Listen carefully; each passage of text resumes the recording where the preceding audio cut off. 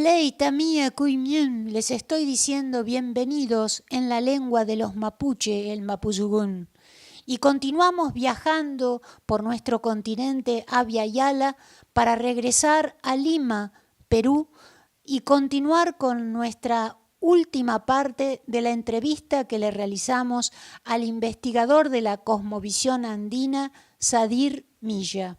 Hoy vamos a conocer las diferencias que existen entre el pensamiento euroasiático y el pensamiento nacido en este continente, Abya Yala. Y vamos a terminar esta entrevista con Sadir Milla con nuestra primera pregunta del día de hoy. Sadir, sabemos que sos el director de la Escuela Intercultural Kon-Titi. ¿Por qué la escuela se llama así? Bueno, Kon-Titi es el nombre del jaguar de fuego, ¿no? Ajá. Titi es jaguar y Kon es fuego. El jaguar de fuego es el emblema de los maestros ancestrales de los Andes. Más o menos la escuela se creó aproximadamente hace unos 4.000 años, aproximadamente, ¿no? En realidad lo que estoy haciendo es retomar, entre comillas, obviamente, el antiguo nombre de la escuela, de lo que habría sido la escuela, ¿no? Si nosotros vamos al templo de Chavín, por ejemplo, o a todos los templos de Chavín, porque hay muchos templos chavines, vamos a encontrar que todos ellos tienen cabezas de jaguares, porque el jaguar es el emblema de los maestros, ¿no? Entonces, nosotros hemos retomado ese emblema del jaguar. El jaguar es un espíritu muy poderoso de la montaña, ligado también a las estrellas, a Choquechincha y esta constelación que aparece en el mes de diciembre, ¿no? Justamente ligada a lo que es el comienzo de las lluvias, ligada al trueno, a los rayos, ¿no? Tiene que ver con la transformación, con el poder. Por eso es que los abuelos ancestrales, los maestros adoptaron en aquellos tiempos al jaguar, porque eran épocas muy difíciles. Eran épocas en las cuales recién se estaba formando el Tahuantinsuyo y había mucha beletría, había mucho caos. Entonces estos maestros tenían que estar muy bien alineados. Ellos usaban la planta del San Pedro, de la huilca, no, de Huachuma, la huilca, que son plantas muy poderosas. Y estos maestros desarrollaron un conocimiento matemático superior, realmente superior. Ahí está grabado en sus estelas toda su geometría sagrada, que no tiene nada que envidiarle a la fractalidad ni a la división cuántica del mundo contemporáneo. Nada, solamente que en el mundo contemporáneo tenemos otra tecnología, ¿no? Pero ahí toda la visión estaba ya madura, ¿no? Entonces lo que hemos hecho es adoptar el nombre de esta escuela y le hemos puesto intercultural porque nuestra labor es esa, nuestra labor es hacer puente entre las culturas.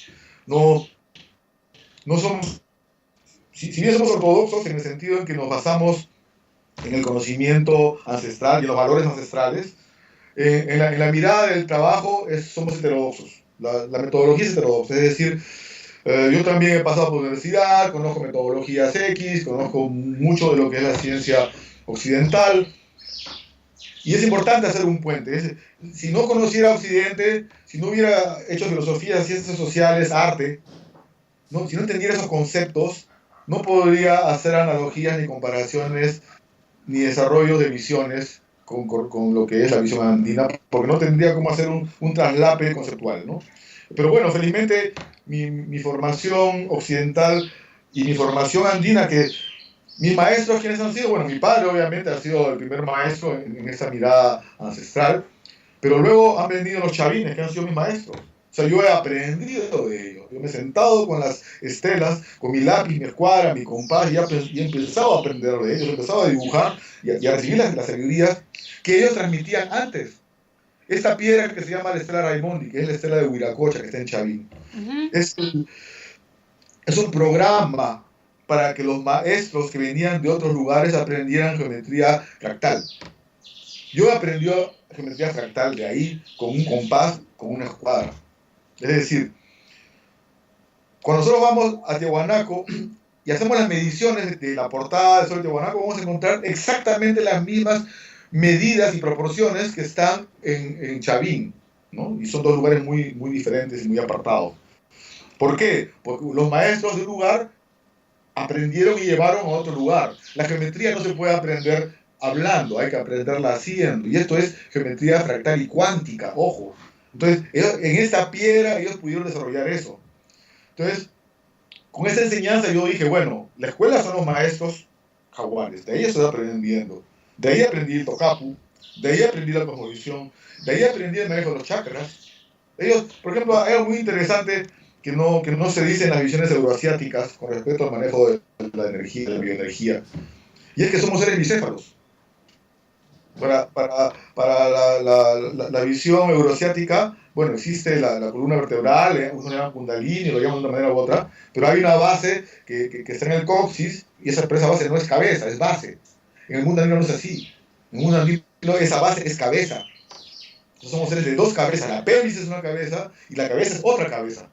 Y ese entendimiento nos genera, cuando en el trabajo que hacemos con las medicinas sagradas, nos da un apoyo fabuloso para el manejo de la bioenergía, porque lo que se trata es justamente de encontrar el equilibrio entre las dos cabezas, y porque muchas veces no solamente está lo masculino y lo femenino, también está lo cósmico en lo alto y lo telúrico en lo bajo. Entonces se tienen que equilibrar esos cuatro polos para que nuestro código esté realmente armónico.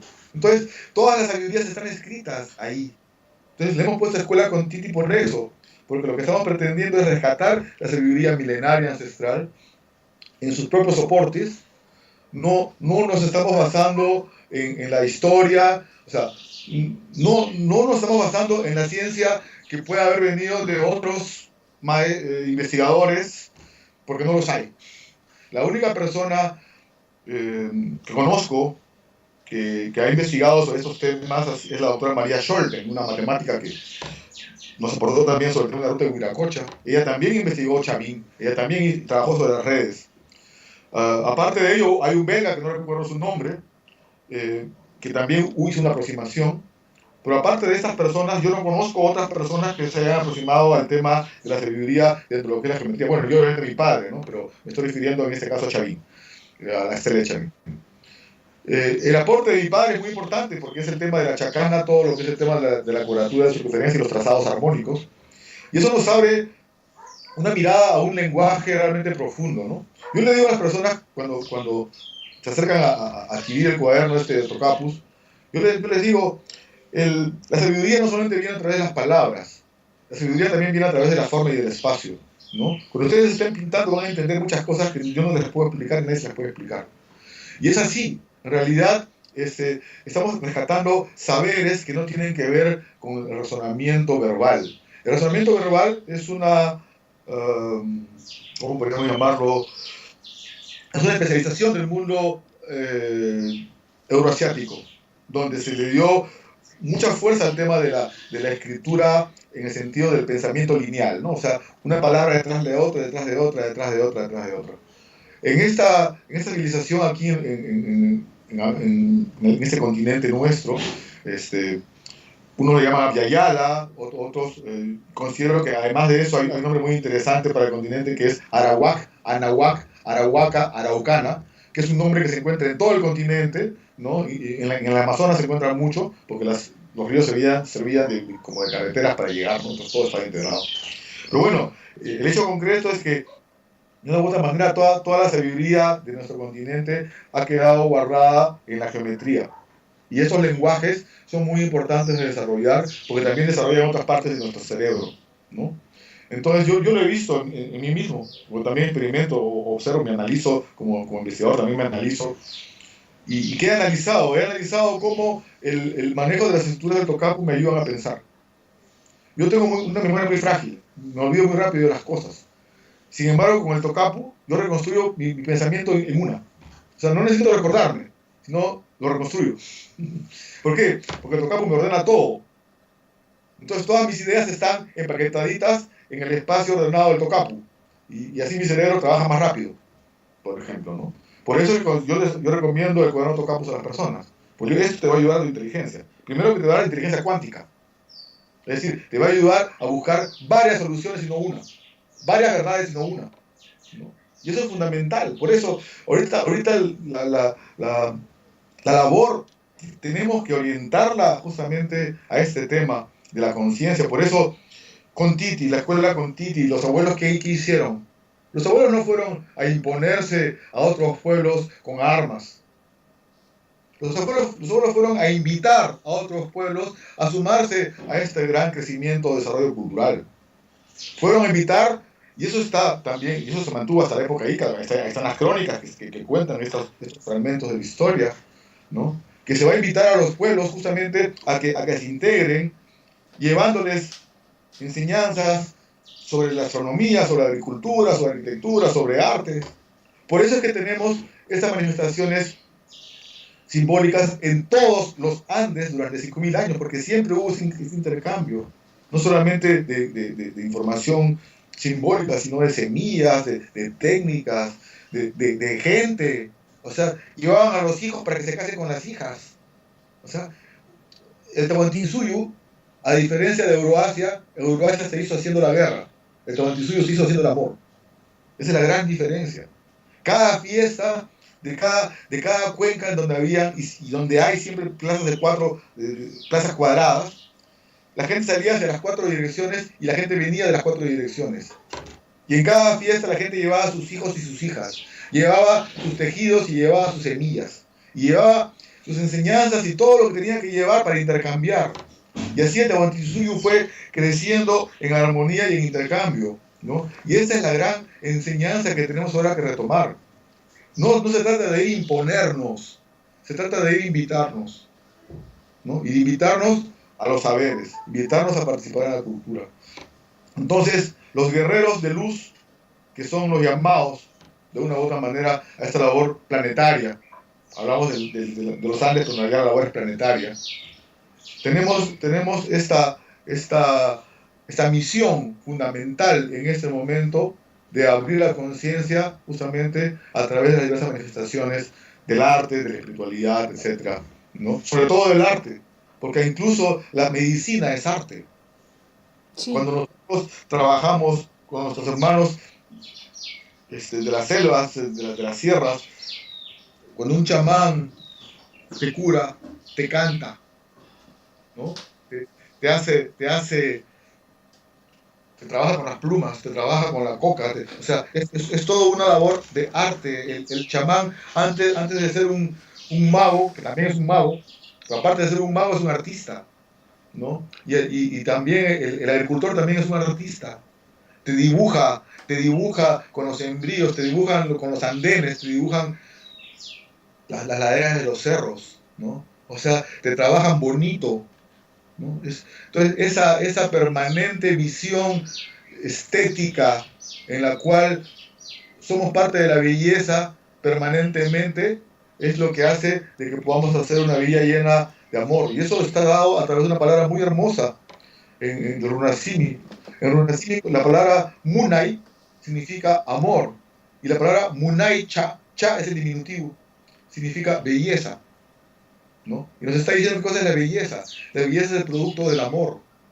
Es decir, tenemos que construir un mundo bello y para eso tenemos que estar llenos de amor. Pero ese mundo de bello parte de nuestra belleza. Mira, esto que está viendo aquí atrás es un mural.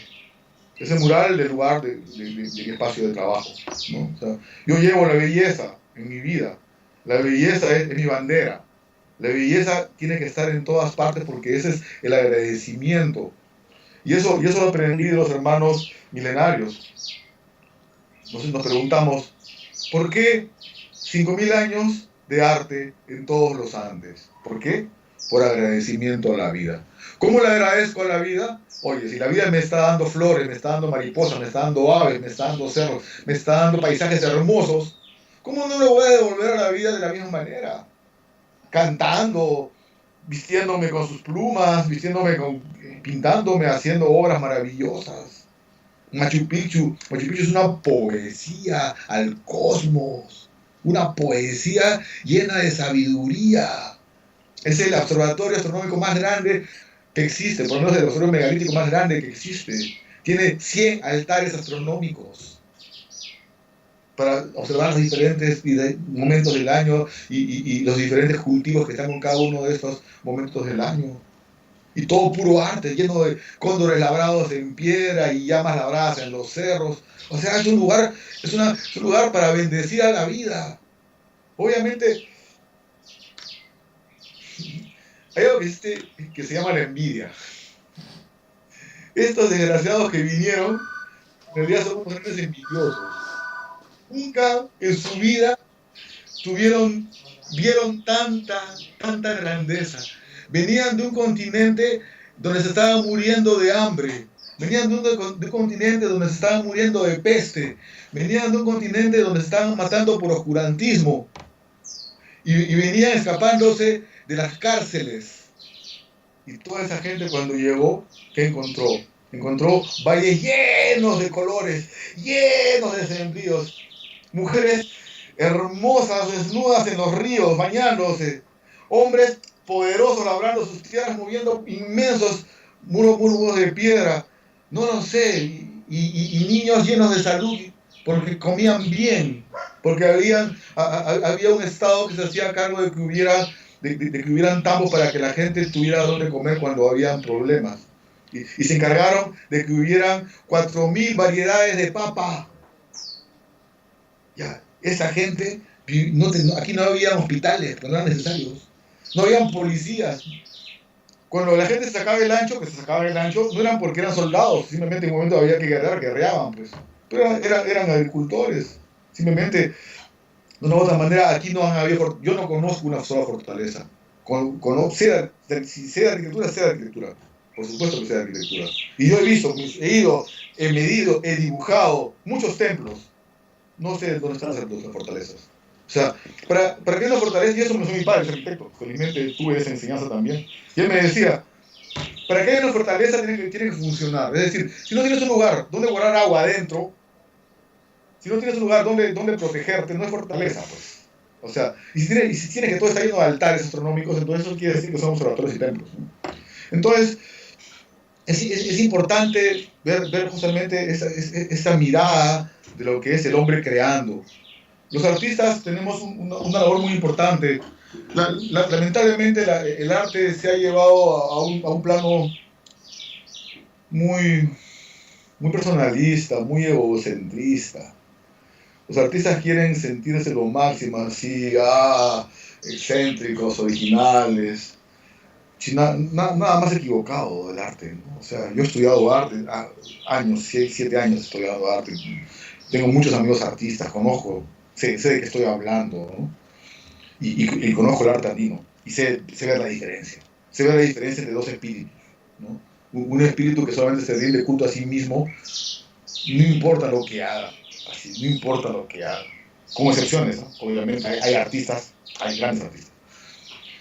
Pero en el mundo andino hay una importancia del arte que va mucho más allá. La trascendencia del arte es la armonía, es la búsqueda de la integración social, es la búsqueda de la apertura de la conciencia hacia los más jóvenes, es la búsqueda de la continuidad de un sentido de orden para que realmente podamos vivir en desarrollo, ¿no?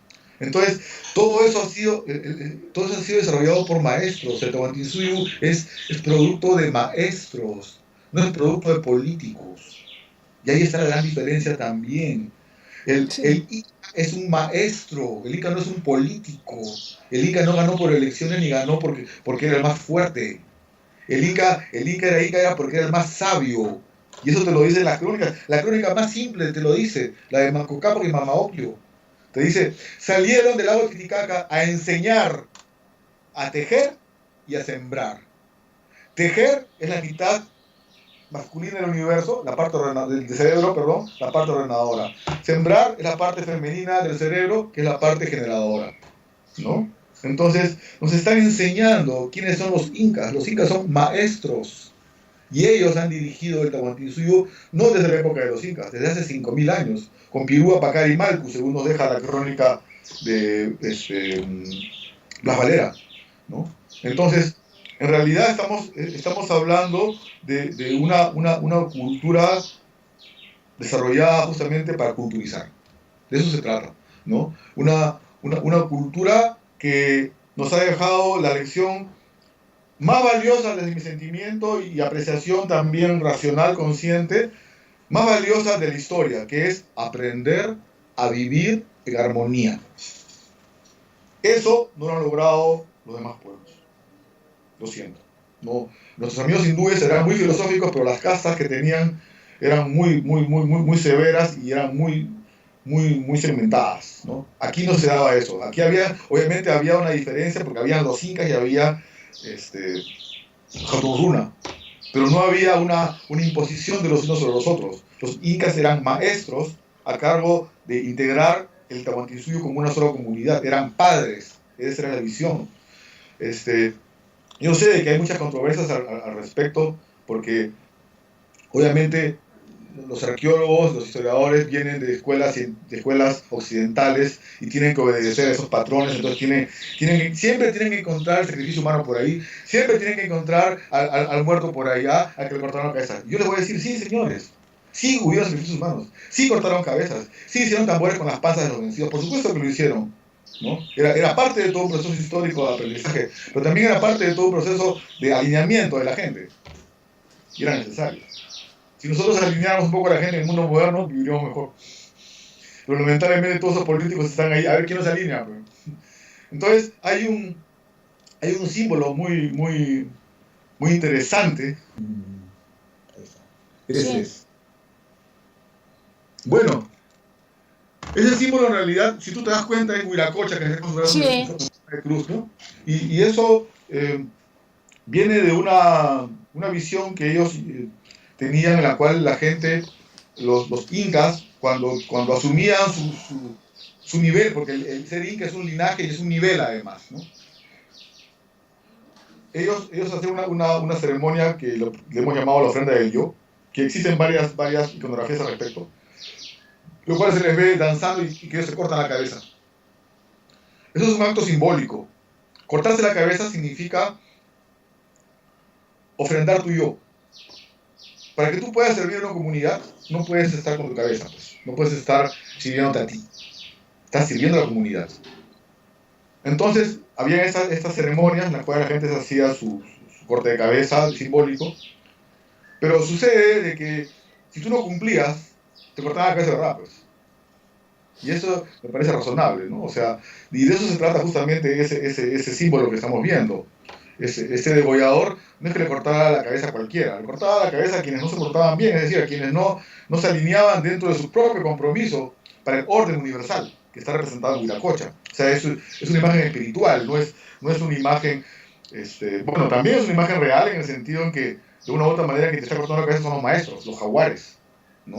Entonces, incluso hay iconografías en las cuales vas a ver jaguares mitológicos que están siendo cortados por estos maestros jaguares, ¿no? Porque ahí caían todos, ahí no había corrupción, no es que mi pata o que te paso plata, no, ahí el que caía. Entonces, creo yo que también esa visión disciplinada que han tenido nuestros pueblos, esa visión, le asusta aquí a mucha gente, pues. Por eso muchos cuando les hablan de eso, no quiero saber del mundo andino, porque les asusta, como saben que sus mentes no son capaces muchas veces de asumir una responsabilidad. Entonces obviamente si se proyectan esos tiempos y dirían, pucha, yo en esos tiempos estaría sin cabeza. Entonces por esa razón yo veo que mucha gente no se alinea con esa visión, pero a mí no me importa que me hubiera cortado la cabeza, lo que sí me importa es que la sociedad pudiera ser una sociedad mucho más equilibrada y mucho más cósmica, ¿no? Creo de que la mejor manera como nuestros abuelos nos enseñaron a rendirle culto al universo, al gran Pacha, era justamente siendo ordenados, ¿no? Llevando el orden en sí mismo. Y dime si no lo son. Si vas a una comunidad campesina, dime si no se levantan todos a las 5 de la mañana. Dime si no están todos ordenados durante todo el año para hacer todas las labores comunales que hay que hacer. Y dime acaso si hay un jefe con un látigo o hay alguien o hay un policía. ¿No? Hay conciencia, hay voluntad, hay respeto, hay responsabilidad. ¿Por qué? Porque nuestros niños son criados trabajando desde los 3 años. Tú revisas, no son de las crónicas, ya, no te cuento las crónicas, porque en las crónicas te están diciendo que a los 3 años los hacían recoger flores. Yo te voy a contar que me fui una vez, estuve hospedado en casa de una campesina por un tema de dar unas conferencias, y en la mañana siguiente, cuando me levanto y me invita a la campesina a tomar desayuno, llama a su hijita, ¡Rocío, la vaca! Al cabo de un ratito aparece Rocío de 3, 4 años, un pedacito de gente así, jalando una vaca más grande que yo. De pronto regresa Rocío con la alfalfa para darle a comer a los cuyes. Dime si una persona de esa naturaleza es igual a ese niño de 8 años en la ciudad que dice, mamá, tráeme mi media, mamá, mi comida. Obviamente, estamos en dos mundos diferentes. El niño de la ciudad es un niño engreído, es un niño que está buscando que le sirvan, es un niño que no está acostumbrado al trabajo, es un niño que solamente dice que tiene que estudiar. O sea, ¿cómo podemos convivir con el planeta si no estamos acostumbrados a trabajar? Cuando el trabajo es la esencia misma de la vida. Entonces, eso es lo que tenemos en el mundo andino, el trabajo. Desde los 3 años, todos trabajaban toda la vida. Entonces, mira, cuando trabajas a los 3 años, ¿cómo va a haber corrupción? Pues, si estás acostumbrado a trabajar. Cuando trabajas a los 3 años, ¿cómo va a haber enfermedad? Si estás acostumbrado a vivir en armonía con todo lo que estás haciendo. Cuando trabajas a los 3 años, ¿cómo vas a querer dominar a los demás? Si estás acostumbrado a que todos trabajen en comunidad y en alegría. Entonces, nuestro problema, además de conciencia, ya viene la segunda etapa de la solución, por así decirlo, a mediano o largo plazo, es la crianza. Una vez que hayamos tomado conciencia, tenemos que pasar al proceso de crianza, ¿no? Y empezar a criarnos los unos a los otros, empezando por nuestros hijos, empezando por nuestra gente, ¿no? Y en ese proceso de crianza es cuando tenemos la posibilidad, de una u otra manera, de construir recién una plataforma para crear una sociedad armónica.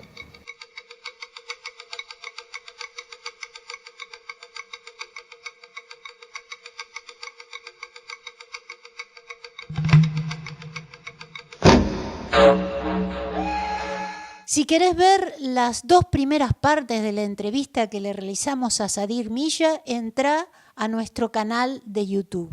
Y nos despedimos hasta la próxima semana diciéndote Nanechepa en la lengua que usan los wichí, que quiere decir levantémonos, alcémonos, pongámonos de pie de una vez por todas para ser libres y autodeterminantes de nuestro futuro.